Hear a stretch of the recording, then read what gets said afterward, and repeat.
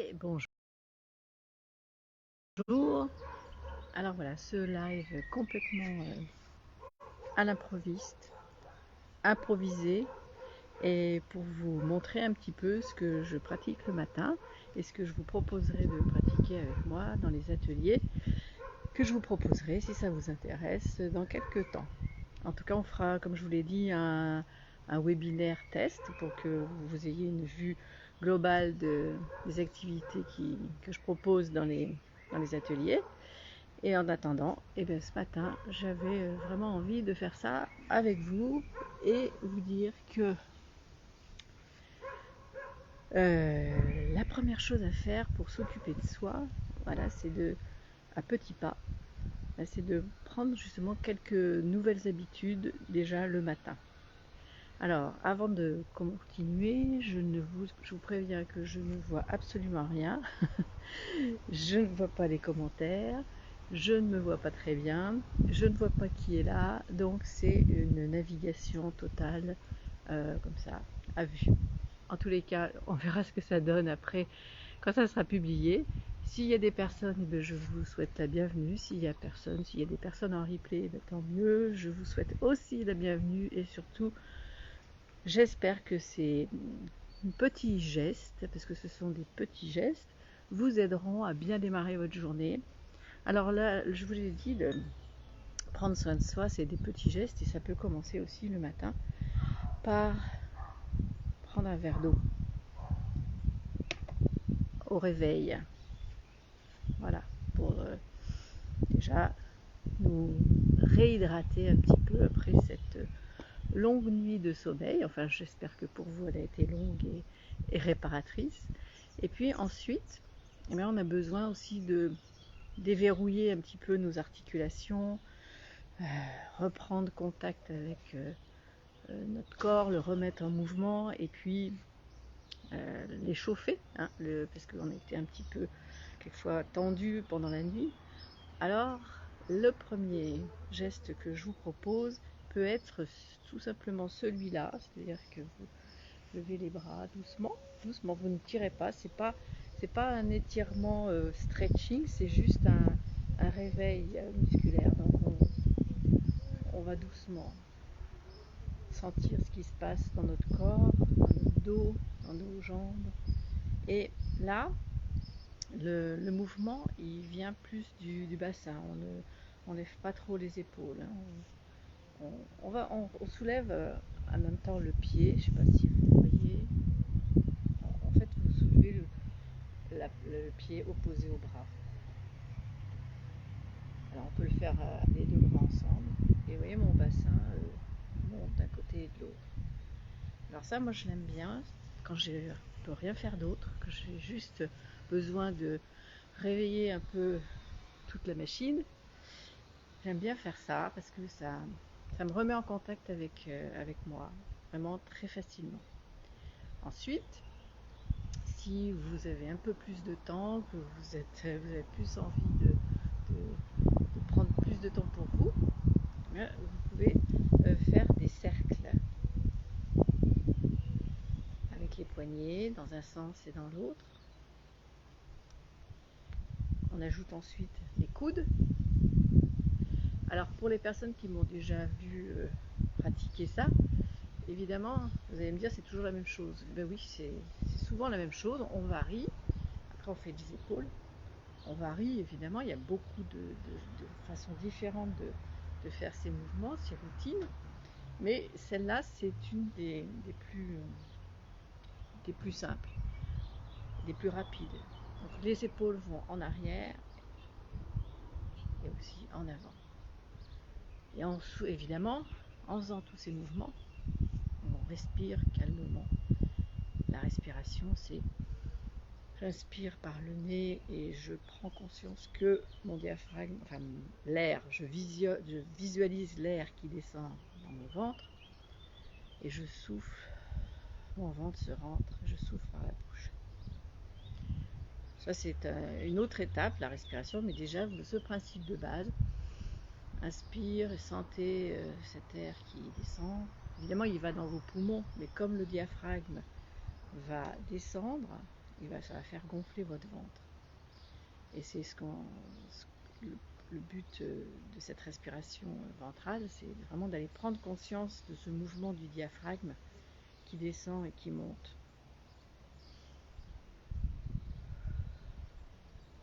Alors donc cette respiration, ça fait beaucoup de choses à penser en même temps. On bouge les épaules, on pense à la respiration. Alors à un moment ou à un autre, vous pensez plus au mouvement et à un autre moment, vous pensez plus à la respiration.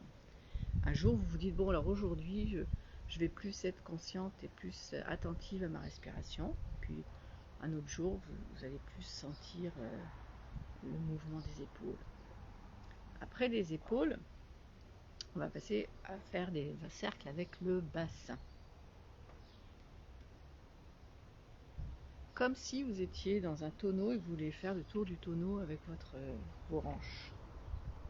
Dans un sens et dans l'autre. Et on continue, on va faire les genoux vers l'extérieur. On a les pieds un petit peu écartés. On met nos mains sur les genoux. Alors, évidemment, là je lève un peu la tête pour vous parler. Mais le but, c'est de ne pas aller faire des tensions dans la nuque. Donc vous pouvez laisser la tête tomber, profiter pour relaxer. Et on fait dans l'autre sens, vers l'intérieur. Et une fois qu'on a fait les genoux, on peut faire les chevilles. Alors les chevilles, il y a plusieurs façons. Soit vous avez envie de faire en même temps un exercice d'équilibre et vous passez sur un pied et puis vous faites des cercles avec votre pied dans un sens et dans l'autre, puis après vous secouez. Ou alors vous n'avez pas encore envie de faire un exercice d'équilibre et vous faites juste monter sur la pointe des pieds alternativement. Voilà. Ou alors vous faites les cercles en étant assis ou assise. Et on secoue. Et après, on secoue tout le corps. Voilà, ça c'est une première façon. Donc vous voyez, là j'ai fait un peu, je vous ai donné des explications, ça peut paraître plus long que ça ne l'est en réalité. Ça vous pouvez la faire toute seule ou vous pouvez enchaîner avec une autre routine qui est celle de tapoter.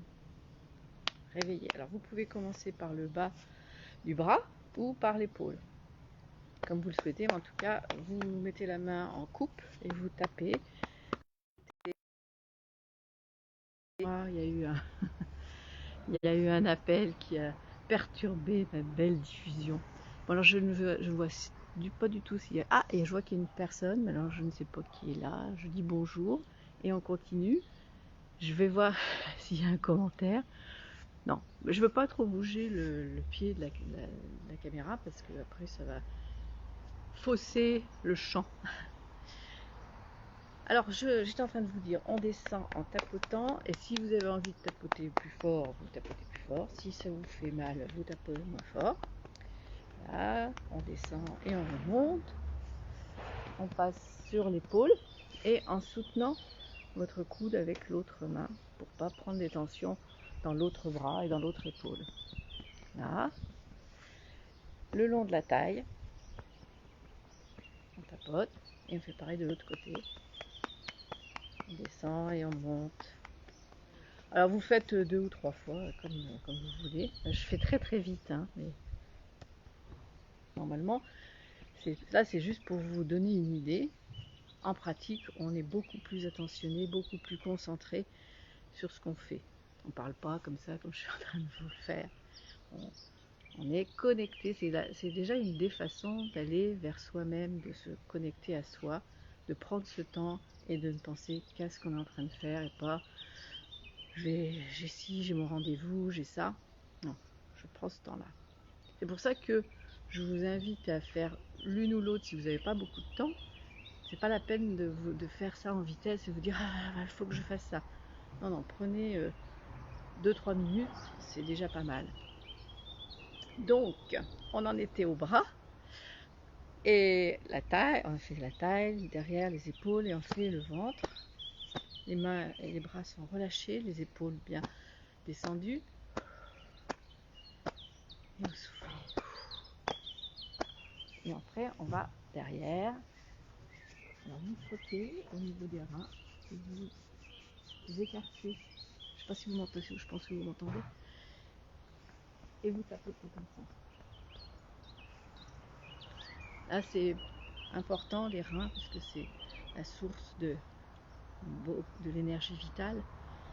Et quand les reins ne fonctionnent plus, il n'y a plus de vie, hein. On peut pas vivre. Donc là, les stimuler, redonner de l'énergie, c'est très important. Et pour ça, le mouvement que l'on a fait tout à l'heure, alors je ne l'ai pas montré, soulever les talons en tapant, c'est aussi un bon moyen d'activer l'énergie des reins. Et souffler. Alors comme on en était là, on va passer aux jambes.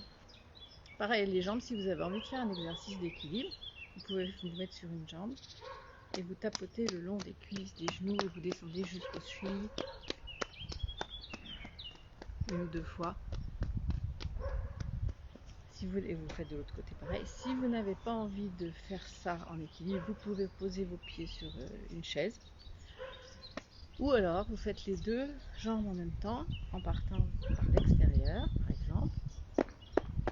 On écarte un peu les pieds et on descend. Vous insistez au niveau des chevilles et on remonte par l'intérieur.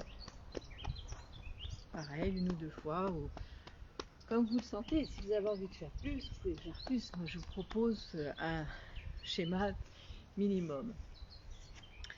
Alors ensuite, eh bien, il y a une partie qu'on n'a pas faite, c'est notre fameuse tête. Alors on tapote. Non, ça va vous rappeler, si vous connaissez le l'EFT, voilà, ça va vous rappeler des choses. On tapote le dessus du crâne, le coin des sourcils, le côté des yeux, sous les yeux, sous le nez, entre le menton et la lèvre, les clavicules et le bout des doigts.